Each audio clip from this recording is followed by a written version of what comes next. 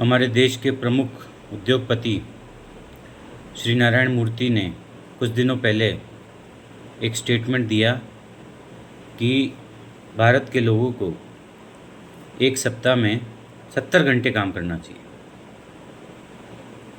यहाँ अगर हम सिर्फ ये माने कि संडे को आपको ऑफ मिलेगा तो 6 डेज ए वीक के हिसाब से ये लगभग 12 घंटे पर डे काम वो हमसे चाहते हैं कि हम करें।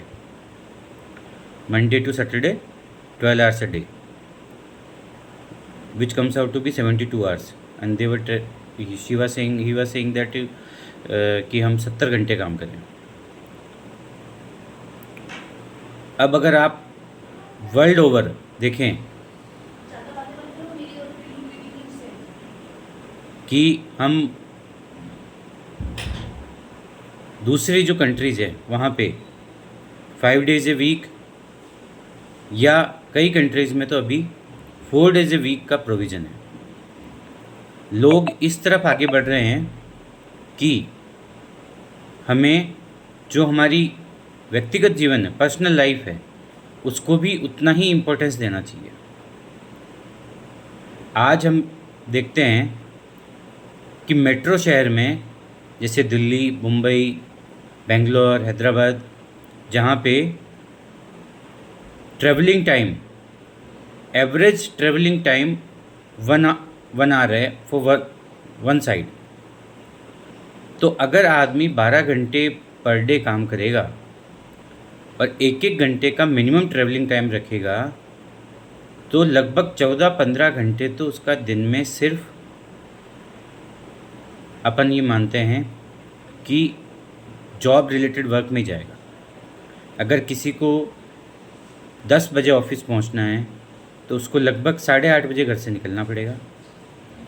फिर वो 10 से 12 घंटे काम करेगा तो और फिर वहाँ से वो वापस घर पे आएगा तो 15 घंटे इंक्लूडिंग 12 घंटे का वर्किंग आवर्स उसका लगेगा।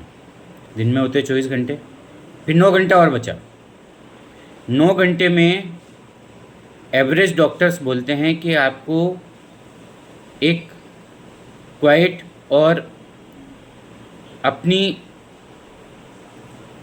अच्छी लाइफ के लिए 7 घंटे का स्लीप ज़रूरी है।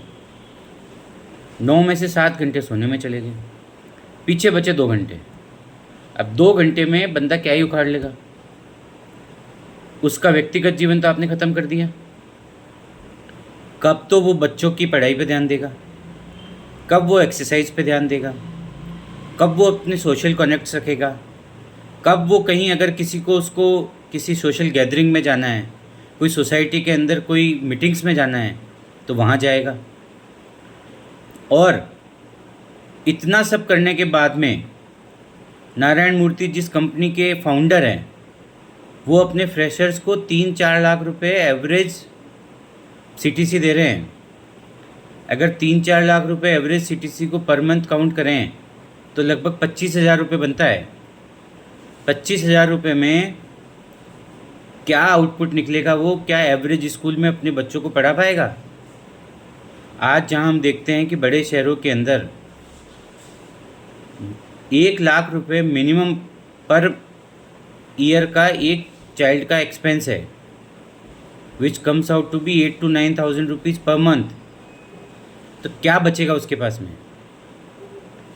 तो जो बड़े बड़े उद्योगपति होते हैं जिन्होंने सालों कमाया है और आज 70+ ईयर्स के हो गए हैं और मिलियंस और बिलियंस ऑफ डॉलर्स की उनके पास वेल्थ है, अगर वो अगर अपने लोगों को ये सीख देना चाहते हैं कि आप इतना काम करो ताकि उनका बिजनेस लो कॉस्ट के ऊपर हाई आउटपुट लेके आए, अगर आप ऐसा करोगे तो आप बेसिकली क्या कर रहे हो? एक इंडिविजुअल का तो शोषण कर रहे हो और अपने व्यापार को बढ़ाने के लिए आप युवाओं को इस तरह की बात कर रहे हो कि वो अपना सारा समय किसी दूसरे के लिए खर्च करें। इम्पोर्टेंट ये है कि वर्क लाइफ बैलेंस होना चाहिए। इम्पोर्टेंट ये है कि वीकली 2 डेज़ का ऑफ मिलना चाहिए, ताकि एक बंदा जो 12 घंटे काम कर रहा है वो अपने बच्चों पे ध्यान दे सके, अपनी फैमिली पे ध्यान दे सके, उनके वेल बींग्स पे ध्यान दे सके। आप कमाते किस लिए हैं? किस लिए कमाते हैं? कि आप अपने बच्चों को अच्छी पढ़ाई करें, आप अपने माता पिता का ध्यान रखें, आप अपनी फैमिली को अच्छी जगह रखें ताकि वो अच्छी एजुकेशन ले सकें, अच्छी सोशल स्टेटस के साथ रह सकें। तो मैं पूर्ण तरह से मिस्टर नारायण मूर्ति के इस स्टेटमेंट का विरोध करता हूँ कि आपको 70 आवर से वीक काम करना चाहिए। अब इसका दूसरा पहलू देखिए आप, मैरिड वर्किंग वुमन वो क्या करे?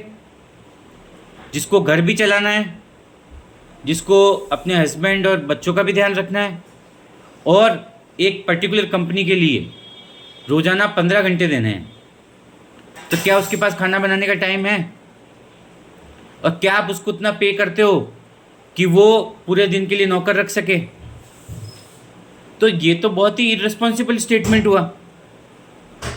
इम्पोर्टेंट ये है कि आप युवाओं को काम करने के लिए मोटिवेट करें, इफ़ेक्टिव काम करने के लिए मोटिवेट करें। एक दिन में एक युवा क्या 12 घंटे सेम इंटेंसिटी से वर्क कर सकता है कि वो वही आउटपुट देगा? नहीं कर सकता। एक ह्यूमन बीइंग का कैपेसिटी है। This is not a army job. यहाँ आप एक कंपनी के लिए काम कर रहे हैं, एक ऑर्गेनाइजेशन के लिए काम कर रहे हैं। तो मैं इस वीडियो के माध्यम से ये कहना चाहता हूँ कि आई स्ट्रांगली अपोज कि नारायण मूर्ति जी ने क्या किया है। इसकी बजाय आप जो एक स्टैंडर्ड वर्किंग आवर्स होते हैं, एक लेबर लॉ में जो लिखा हुआ है कि आप 8 आवर से डे काम करें, 5 डेज ए वीक काम करें, और एनफ टाइम और एनफ स्पेस आप अपने बच्चों के लिए दें, अपने परिवार के लिए दें। जय हिंद, जय भारत।